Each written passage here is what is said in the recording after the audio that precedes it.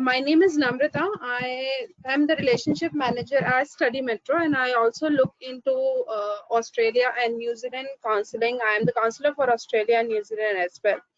So I hope you all are well. Let me just quickly begin with the presentation. I hope everybody is aware about like Australia is the third largest destination for overseas education, and like many students, we get many students queries for study in Australia. So let me just move on to the presentations. If uh, you can see on the screen, I have the major cities in Australia. You can see the map of the Australia.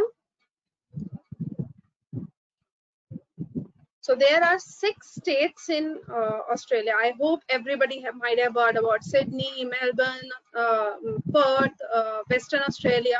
So there are 6 Australian states, and we have 2 mainland territories in Australia.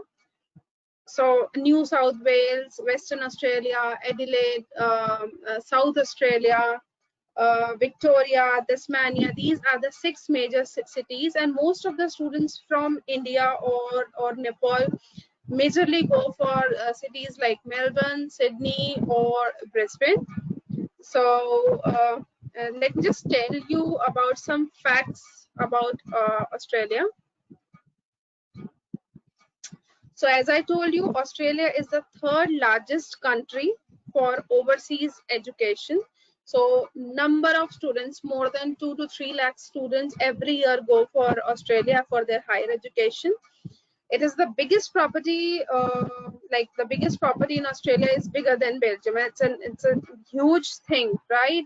Apart from this, Australia is the founding member of United Nations. So I'm not too sure if all of you are aware about this or not, but Australia is a founding member of United Nations. Moreover, Saudi Arabia imports the camels from Australia. So these are the points which you might have heard but not too sure, but these are the actual facts about Australia. Rest, if I talk about like Melbourne is considered the sports capital of the world. So these are the important facts about Australia. If I talk about the time difference, if you go in a country like Canada or USA, the time difference is too far. So in Australia, it is just like 5 hours and 30 minutes away from India. So when there is 12 o'clock in 12 p.m. in India, that is 5:30 in Australia. And the currency used in Australia is Australian dollar, and the current value is approximately 50 or 51 INR. So 1 Australian dollar is equivalent to 51 INR, which is again, like if the students are looking for their further studies, they consider the currency rate as well, apart from the other expenses, because it becomes more economical if you're going in a country where the currency rate is not that high. Then if I talk about the travel distance, it is just 13 and 14-hour flights from India. The capital of Australia is Canberra. Most of the people, like when I counsel a student or go in the seminars, when I randomly ask the student that, do you know the capital of Australia? People get confused whether it is Melbourne or Sydney, but it is not Melbourne and Sydney, it is Canberra. Another fact, the very important fact for the student is the degrees which you are doing from Australia are recognized worldwide. So if you're doing any degree from Australia, you need not to worry that whether it will be recognized if I go further studies in UK, USA or Canada, or whether my degrees will have that value once I come back to India. So you need not to worry at all, because the degrees are recognized worldwide. These are some pictures. I hope you might have, some people have these wallpapers and on the Sydney Harbour Bridge. You might have seen these pictures somewhere. So these are the famous places in Australia. The sea life or the beaches life. It is just really good and most I would say the most multicultural country for the students to apply for higher education. Then I would like to come on to the education framework which we use in Australia. So basically, the degrees are divided into, the higher education is divided into major 5 parts. So you do your schooling, you do your diploma, you do your bachelor's, then masters, and or masters by PhD, right? So from India or Nepal, majority of the students, if I would say 90% of the students, are going for either bachelor's or masters by coursework, or PhD programs, or if any student is not meeting the requirement for direct bachelor's, they opt for diploma to degree. So as of now, what we are promoting as an education framework is either you go for a diploma leading to degree, or a bachelor's, or a master's. So any student who is not meeting the requirement of direct bachelor's, they can opt for a diploma leading to degree. The benefit of going for a diploma leading to degree is you study 1 year of diploma, and then you are transited into the second year of bachelor's. So let's say the entry requirement of bachelor's is 60% or 70%, but somehow the student is not able to get the 60% or 70%. He has got 58 or 59. So the easiest pathway to get the admission is enroll first year for diploma, and then you are transited to the second year of bachelor's. That means you get 1 year diploma full credit into the second year. And in bachelor's degree, there is two type of bachelor's. Either you go for a 3-year normal bachelor's, or a 4-year honors program. And masters by coursework, that are the masters which you do after your bachelor's. So these masters by coursework are of 2 years. And then we have masters by research or PhD program, that the students are entitled after doing the program, like if they're already holding a master's degree in India, they go for the PhD or research programs. So what is the difference between the masters by coursework or masters by research? So masters by coursework, only the students who have got a bachelor's degree can apply, and the student who have let's say already done a master's and want to do any PhD or a research program, they go for masters by research program. It is advisable to all the students to go for minimum 2 years of study. So all the students, it is unlike Canada, or unlike the other country, wherein you can apply for 1 year PG diploma or graduate certificate. I get many queries from the student that, ma'am, why I can't go for a 1 year of graduate certificate or a diploma. But as per the education framework in Australia, it is clearly either you go for bachelor's, masters, or PhD programs. And masters are advisable to the student that they should go for minimum 2 years of program. If you are going for a program which is less than 2 years, then to get the post-study work visa, you again have to apply visa for another 6 months, and it is a very fussy process. So I strongly recommend all the students to initially apply for masters, which is 2 year of program, so that you can are easy going with your post-study work visa. So I hope the education framework is clear to you all. No PG diplomas, no graduate certificates. You only apply for masters by coursework or PhD. Moving on to the next slide, I have a group of 8 universities. So in Australia, there is a group of 8 to 10 universities which are considered as the top universities in Australia, and moreover, they are the top 1% or 2% in the QS ranking.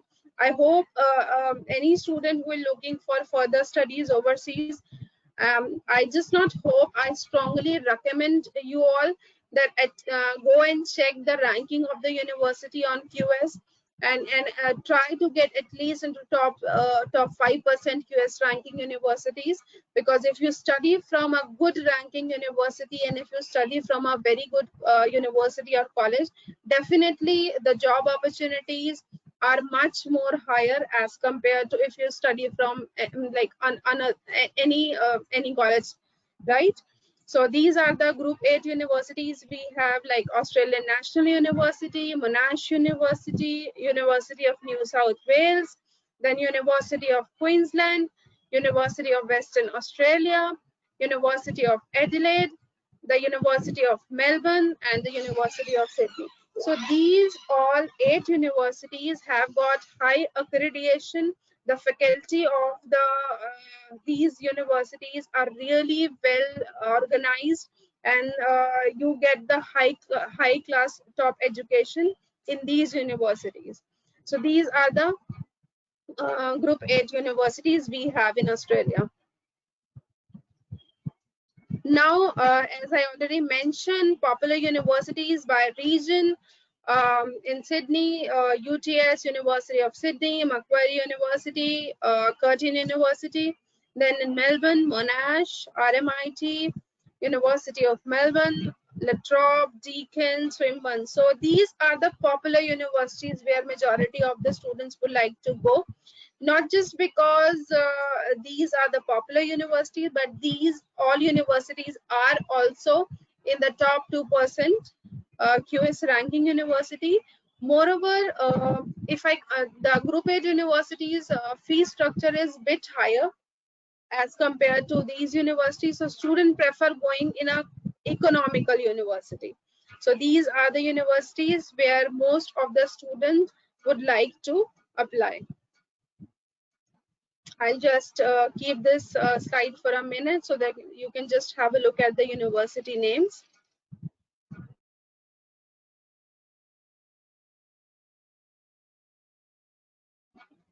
Next, moving on to the eligibility criteria, we have for undergraduate eligibility.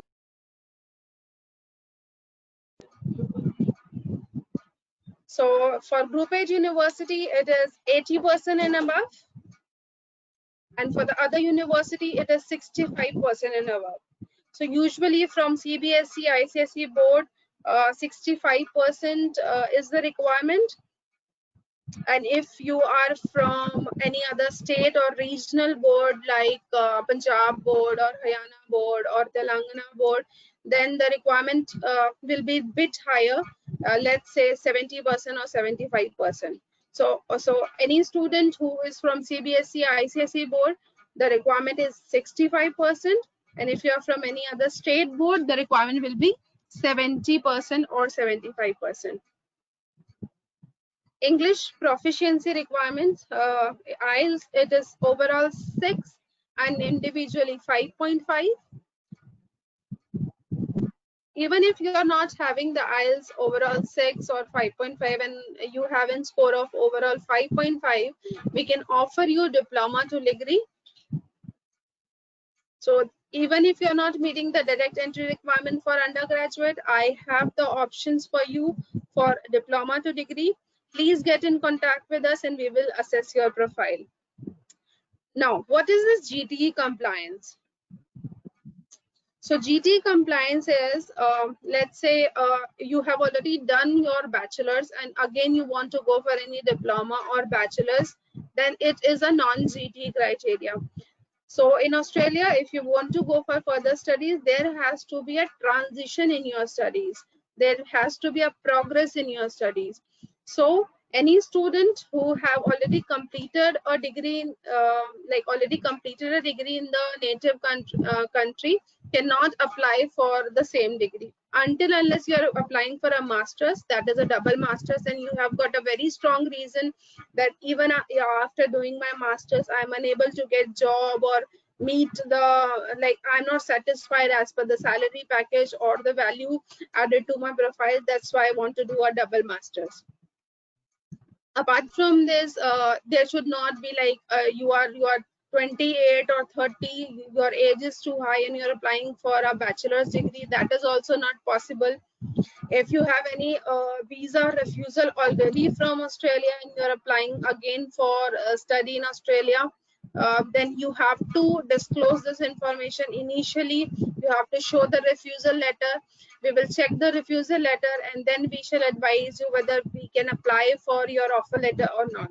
So it is advisable that you should tell all your previous visa histories prior to applying the application. Then study gap. Study gap should not be more than 2 years. And let's say if you have passed your year 12 in 2019 and now you are applying for 2020, absolutely fine. But if you're applying for February 2021, obviously like last 6 months has been because of the COVID situation, so we can't help that.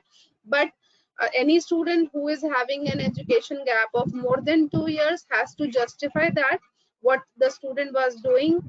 If he was doing a job somewhere, so he has to show the proper job documents, salary account statement, experience certificate, or the university or the immigration can also verify from the employer whether that particular student was working there or not. So we all have to take care of this thing, that whatever information we are providing to the university upfront should be true. First of all, it is our job as an education consultant that we should advise you the best possibility. So, and apart from this, if you're applying for any university which has got a certain requirement, we at Study Metro help you for the entire profile assessment, and then we only advise you the further options. Then moving on to the next, postgraduate eligibility. So as for Group 8 universities, the minimum requirement for undergraduate is 70%. And I hope you guys are aware that Indian universities are divided into 3 sections, section 1, 2, and 3. So it goes likewise, like from section 1, most of the universities are asking for 70%. I'm talking about the Group 8 university. And if it is section 2, the requirement is 75. Or if it is section 3, the requirement is 80%. But if it is for the other universities, the minimum requirement from a section 1 university is 60%. Now, if you guys are not aware about what is the section 1, 2, and 3, please get in touch with us, and we will check what is the level of your university, and we can guide the options accordingly. For postgraduate, the IELTS requirement is overall 6.5 and individually 6. I do have many universities offering masters at overall 6 and individually 6 as well. So don't worry if you haven't score of overall 6 and looking for further master's program. Please get in touch with us and we will definitely advise you option as per your score or your percentage. Again, GT compliance. Why I'm focusing on GT compliance, that you should be aware where you are applying, what program you are applying. It is not like you went to an agent and somebody just guided you randomly that you should go for this university or that. There has to be an independent research. We as an education consultant, what is our responsibility? We will assess your profile, we will guide you the options, but at the end of the day, the university selection, the course selection has to be your choice. Now coming on to the backlogs. For Group 8 university, it should not exceed more than like 5, max 5. And for other universities, though in the presentation it is mentioned that the maximum backlogs for the universities is 8 to 9. But I do have many universities which take up to 20 backlogs as well. So if you have got backlogs 15 to 20, please do not worry. Get in contact with us. We'll definitely guide you the options. Then study gap, as explained, there has to be proper proofs. What was your activity once, like let's say you completed your bachelor's in 2016 and was not working for 2 years, and in 2018 you got a job, and then since then you have been working. please do not worry. Such cases can be acceptable. If you did not work for 2 years and from last 2 years you have been working, no problem at all. Just get in contact with us.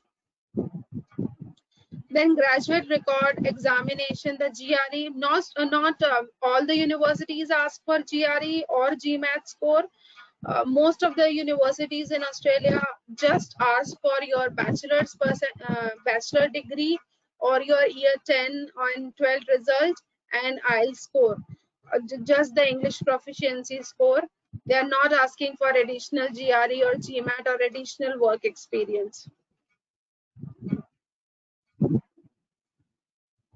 Now coming on to the application documents. Application documents, as my colleagues already given you presentations on UK, Canada. See, if you're applying for any student visa, the majority of the documents are just like your 10th, 12th, IELTS score, passport copy, statement of purpose, resume, letter of recommendation, and employment certificate. Again, I repeat, not all the university ask for statement of purpose and letter of recommendation at the time of application. So even if you are not having your statement of purpose ready or letter of recommendation ready, please do not worry. You are all good to apply. We just need your academic score. And even if you are not having your IELTS score, you can apply for conditional offer letters. I understand because of the pandemic situation, not many students are having the IELTS score. As of now, I have got more than 75 students applying for Australia, New Zealand, and have got conditional offer letters, and they will be appearing for the IELTS exam soon. And majority of the students are going for either November intake or February intake. So still we have got time. So please do not waste your time. If you are looking for further studies and you have decided on your countries, please apply as soon as possible. So I hope the list of documents is clear to you. Then how the application processing goes. So it is advisable before applying, like let's say you are applying for February intake, you should apply for the applications from now, because 1 to 2 months it takes for the offer letter, and then you start your visa processing, interview preparation, then documents arrangement for a visa. So even if you're looking for November or February, I strongly advise apply for your offer letters. If you don't have IELTS score, if you don't have your completion certificate, if you don't have your year 12 results yet, please do not worry, we can get your conditional offer letter. So processing time for the offer letters is 2 to 6 weeks, but there are many universities which release offer letters within a week, or I would say in 4 to 5 working days as well. So mode of application, it is scanned or online application. We have the online portals of the university. So as soon as you give us the documents, we will see and verify all the documents. We will scan it. We will fill up your application and we will send it to the university. Application fees, not all universities in Australia have got the application fees, but yes, there are some universities which have application fees of 100 Australian dollar or 150 Australian dollar.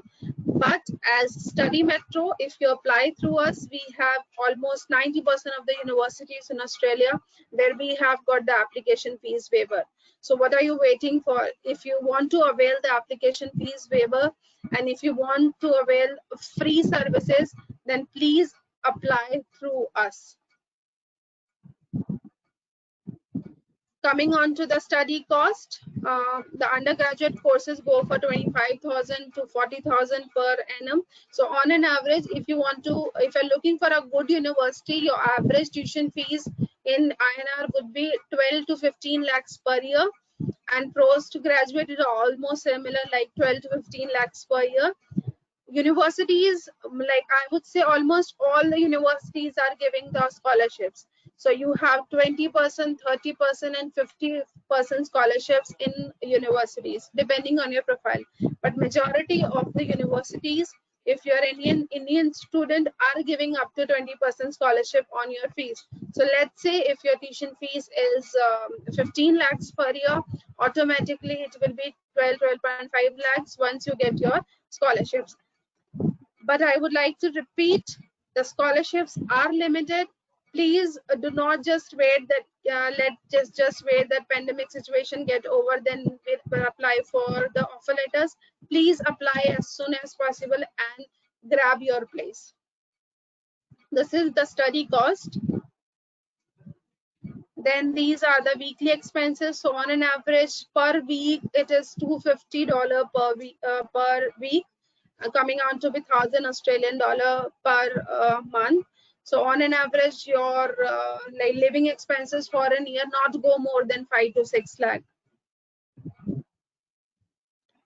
Now we have the work options. If you study for 2 year of any degree, be it bachelor's or master's or PhD, you are entitled to do for 2 years of post-study work visa. There are certain university in the regional campuses where you get a post-study work visa up to 4 years. So if you want to know more about the post-study work visa and what all the regional universities we have, please get in contact with us.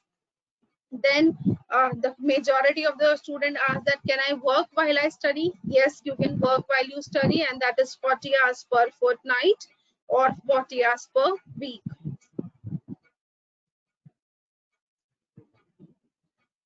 Now these are the FAQs. I would like to take one more slide, like as I already repeat, popular universities are Deakin University, Australian Catholic University, La Trobe, Monash, UNSW. You might have heard about these universities somewhere. If you're scrolling down the Facebook or any of the student education portal, you might have heard about these universities. So you can take the screenshot of the universities. These are very popular and famous and in the top 2% world QS ranking. Now again, the last thing are some FAQs. Is part-time available? Yes, you can work 40 hours per fortnight, and during vacations you can work full-time. What is the average part-time wage? It is $18 to $22 per week. So on an average, like the international students are entitled to have minimum $18 per hour. Then salaries of graduates are minimum, like on starting it is 55,000 Australian dollar per year. So if you're doing any of the degree in Australia, the minimum salaries are 55,000 Australian dollar. So on like Indian calculation will go to 25 to 30 lakhs per year. Can I change my course or a university? Yes, you can change your university or a course once you are there in Australia. But I strongly recommend, please get your work done before you apply for any university or a visa. Because once you decide on a university and get the offer letter and apply for visa, it becomes a very bad remark on your profile that you were not too sure or you did not do enough research, and after reaching there you're creating the panic and changing the university and course. So it is strongly advisable, get in contact with a good consultant, get in contact with us. We'll do the evaluation and we'll guide you and make all your doubts clear before you apply. Accommodation, yes, easily available. You can live on hostel of the university, but the hostel of the universities are a bit costlier, so you can like live off campus, and you can live in the shared accommodation in the PGs or the private hostels, and the cost will be again $250 per week. Placements, as I already mentioned, the degrees are professionally recognized, then definitely the placements are really high. Cost of living, I have already told you, it will not go more than 5 to 6 lakh per year. So if you are doing the part-time jobs, you need not to worry for cost of living at all. So that was like, since